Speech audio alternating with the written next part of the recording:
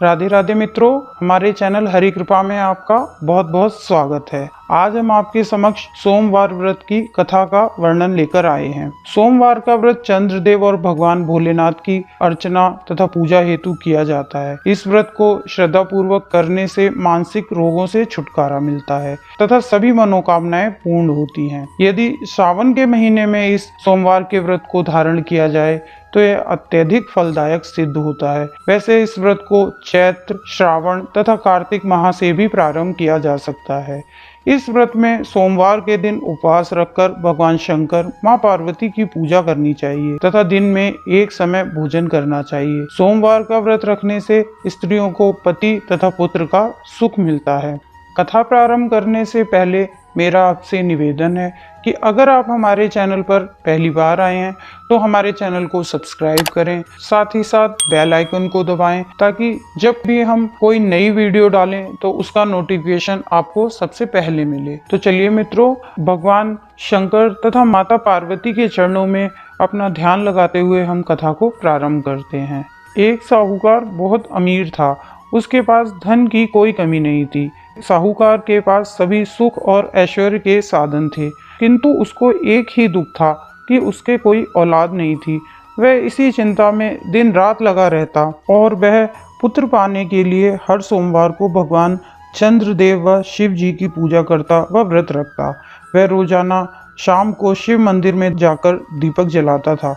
साहूकार की भोलेनाथ के प्रति ऐसी भक्ति देखकर एक बार मां पार्वती जी ने शिव जी से कहा, हे भोलेनाथ, यह साहूकार आपका अन्य भक्त है और सदैव ही आपका व्रत और पूजन बड़ी भक्तिभाव से किया करता है।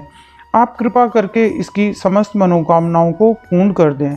पार्वती जी के ऐसे वचन सुनकर भोलेनाथ ने मां गौरी से कहा, हे पार्वती, ये संसार एक कर्म क्षेत्र है। यहाँ जो जैसा कार्य करता है उसको वैसा ही फल मिलता है, अर्थात जैसा कार्य मनुष्य करता है वैसा ही परिणाम भोगता है।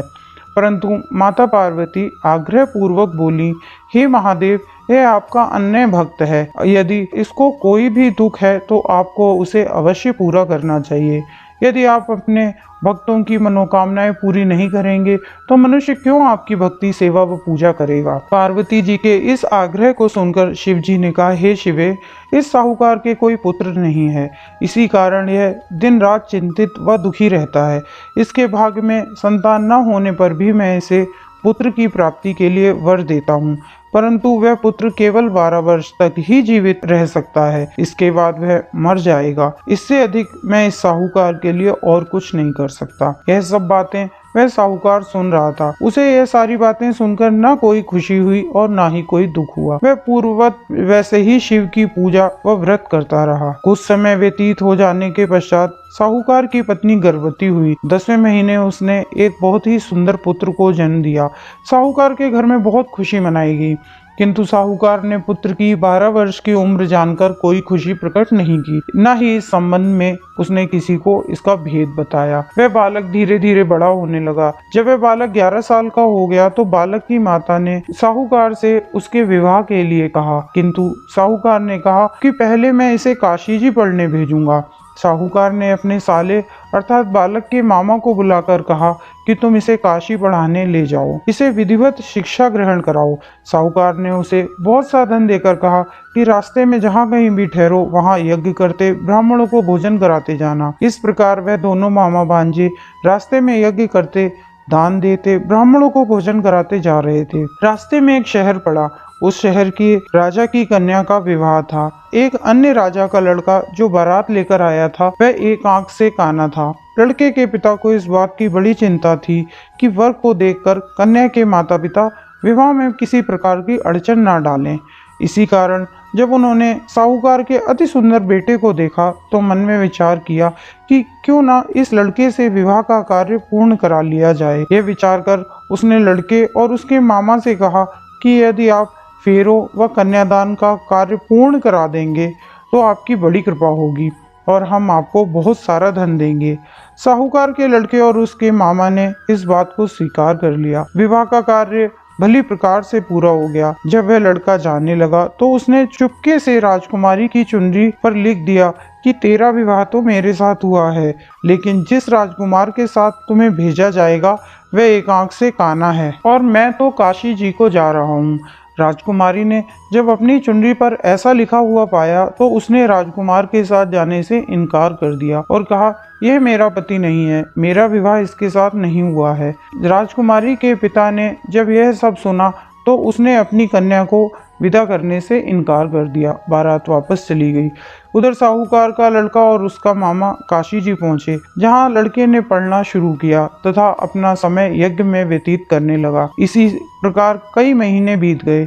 जब लड़का 12 वर्ष का हो गया तो उस दिन उस लड़के के मामा ने यज्ञ रच रखा था। अचानक ही लड़के की तबीयत खराब हो गई। लड़के के मामा ने कहा कि अंदर जाकर सो जाओ। लड़का अंदर जाकर सो गया। थोड़ी देर के पश्चात लड़का मर गया। जब लड़के के मामा ने देखा कि वह मर गया है तो वह बहुत दुखी हुआ। उसने सोचा कि पहले मैं यज्ञ पूरा कर लूं तब कुछ सोचूंगा। लड़के के मामा ने यज्ञ पूरा किया और फिर रोना प्रारंभ कर दिया। वह बहुत जोर जोर से रो रहा था। संयोगवश शिव जी और पार्वती जी उधर से जा रहे थे। पार्वती जी ने भगवान भोलेनाथ से कहा, हे नाथ, कोई दुखी व्यक्ति रो रहा है, उसके कष्टों को दूर कर दो।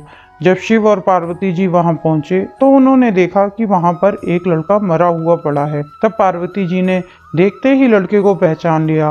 पार्वती जी ने लड़के के मरने का कारण पूछा तो भोलेनाथ ने बताया, हे गौरी, इस लड़के की आयु इतनी ही थी, सो यह भुगत चुका है। तब पार्वती जी ने विनम्रता पूर्वक कहा, महाराज, कृपा करके आप इस लड़के को जीवित कर दीजिए, नहीं तो इसके माता पिता इसके वियोग में तड़प तड़प कर अपनी जान दे देंगे। माता पार्वती की बात सुनकर शिव जी ने लड़के को पुनः जीवित कर दिया। शिव जी की कृपा से लड़का जीवित हो गया।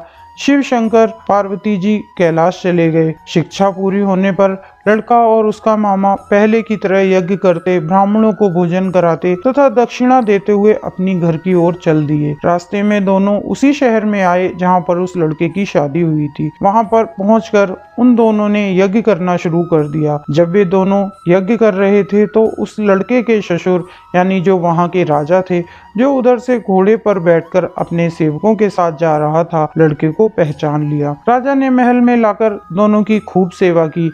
कुछ समय राजा के महल में रहने के बाद लड़के ने राजा से जाने की आज्ञा ली। राजा ने अपनी लड़की को लड़के के साथ विदा किया, साथ ही बहुत सा धन एवं दास दासियों को भी भेजा। जब वे अपने शहर के निकट आए तो लड़के के मामा ने कहा, मैं पहले तुम्हारे घर जाकर तुम्हारे माता पिता को तुम्हारे आने की खबर देकर आता हूँ, तब तक तुम अपनी पत्नी सहित यहाँ आराम करो। ऐसा कहकर लड़के का मामा साहूकार को उसके पुत्र के आने की खबर देने चला गया। घर आकर उसने देखा कि उसके बहन और बहनोई घर की छत पर बैठे हुए हैं। उन्होंने ये प्रण कर रखा था कि यदि उनका बेटा सकुशल घर लौट आया तो वह छत से उतरकर नीचे आ जाएंगे, नहीं तो छत से कूदकर अपने प्राण त्याग देंगे।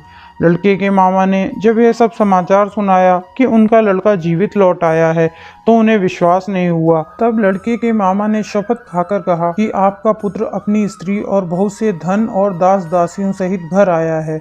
तब साहूकार और उसकी पत्नी छत से नीचे उतर आए तथा प्रसन्नता के साथ अपने बहू और बेटे का स्वागत किया। सभी प्रसन्नता के साथ रहने लगे। इसी प्रकार भक्ति भाव से जो कोई सोमवार के व्रत का पालन करेगा तथा प्रेम पूर्वक इस कथा को सुनता या पढ़ता है तो उसके सभी कष्ट दूर होते हैं, सारी मनोकामनाएं पूर्ण होती हैं। इस लोक में सभी प्रकार की सुख सुविधाओं को भोग कर अंत में उसे शिव के लोक की प्राप्ति होती है। इस प्रकार सोमवार के व्रत को 16 सोमवार तक करें, फिर उद्यापन करें। इस व्रत के प्रभाव से मानवों को सभी प्रकार के सुखों की प्राप्ति होती है। इस व्रत के बारे में कहा गया है, ग्रहण आदि में जब ध्यान, हवन, उपासना, दान आदि सत्कर्य करने से जो फल मिलता है वही फल सोमवार के व्रत से मिलता है। श्रावण में केदारनाथ का ब्रह्म कमल से पूजन, दर्शन, अर्चन तथा केदार क्षेत्र में निवास का विशेष महत्व है। इससे भगवान शंकर की प्रसन्नता और शिव की कृपा की प्राप्ति हो। इसी के साथ मैं आपसे विदा लेता हूँ।